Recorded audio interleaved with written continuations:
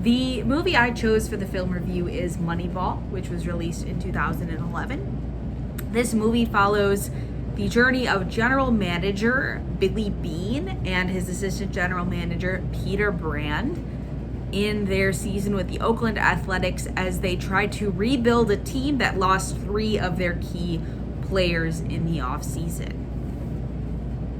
And this movie just shows the struggle of low, small market teams that don't have large payrolls and their struggle to compete against teams that have a lot more money than they do, and how successful the teams with more money have and what small market teams can do to combat that. So the first topic I chose was strategic reasoning, and it shows that the team is not using moral reasoning and instead using strategic reasoning. At 25 minutes, the executive board of the Oakland Athletics, so a lot of their office members such as general managers, scouts, player development coaches, all say that they need to look at the statistics to find out who will win. They're not looking who these players are as people.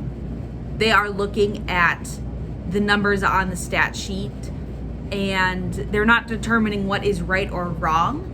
And this is seen as the younger Girardi brother, Jeremy Girardi, who has had issues with strip clubs and being not the best person off the field. They're signing him because his statistics are good, not because he's a good person. So they're using strategic reasoning in order to win the most amount of games. And they trade players even though it might hurt the player personally. And this is egoistic in nature because Billy Beane says that the Athletics have to win, otherwise they'll be erased, which happens at an hour and 50 minutes. And he wants their organization to mean something. He says that if they don't win the final game of the season, the World Series, then their efforts won't mean anything. So all of their reasoning is strategic reasoning. The second topic I chose was consequentialism. And once again, bringing it back to Giambi's little brother, Jeremy. At 35 minutes, the team managers are discussing the consequences of the issues he had, but they're only looking to see if the means justified the end. They're signing this player so the Athletics can have a winning team. They're not signing him because he's a good person, but they're signing him because he can get them to win. So they're looking past his off-the-field issues and not making a decision based on morality. They're making a decision based on consequentialism. And at 58 minutes, Beane says, "I didn't assemble them for you, Art," in reference to the team's manager. And that shows that Beane is using utilitarianism instead of hedonism, because if he used hedonism, he would be doing what made him happy. But what he's doing is making the rest of the team and the fans happy, not just one person, as in himself or the manager. And he also turns down a $12 million deal from the Red Sox, who end up winning the World Series because of his own strategy. But he's rejecting that offer so he can stay with the Athletics because he wants to make the fan base and the players happy. He's doing it for the Athletics and not for himself. And all of his actions are based on consequentialism and utilitarianism, because he is making the decisions he is based on the results, not because of morality, and also making these decisions to make the most amount of people happy. Another topic I chose was leadership in sport. Athletes. At an hour and 24 minutes, the team managers are discussing David Justice, who is an older player in MLB years. He's ending his career. He's a veteran player in the league. He has been around in postseason series, and so he's a leader. And in the batting cages, Billy Beane says that he has to be a leader for the younger guys, and he specifically says, make an example for the younger guys. And Beane is encouraging him to be a good person and to show the right way for these guys to act.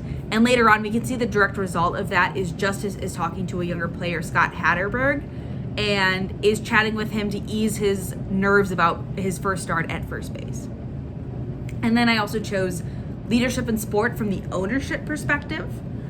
the general manager is Billy Beane, and at 1 hour and 11 minutes, the Athletics lose, and Billy Beane comes into the clubhouse and he starts like being very physical and hitting things, and he even tosses over the cooler of Gatorade, and he says, quote, "Is losing fun?"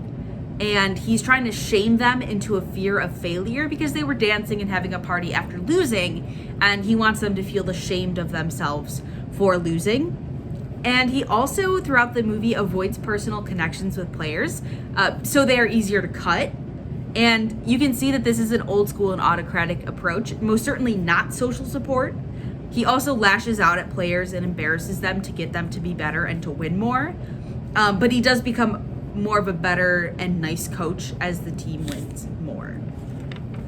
And the last topic I chose was team cohesion. At 25 minutes in the general manager's room and the executive board are all talking about this team of players who are either injured or at the end of their career and just aren't these big star players. And Billy Beane justifies his decision to bring in these players because he says that they're a team of misfits. None of them belong anywhere else, so they're going to belong on the Athletics.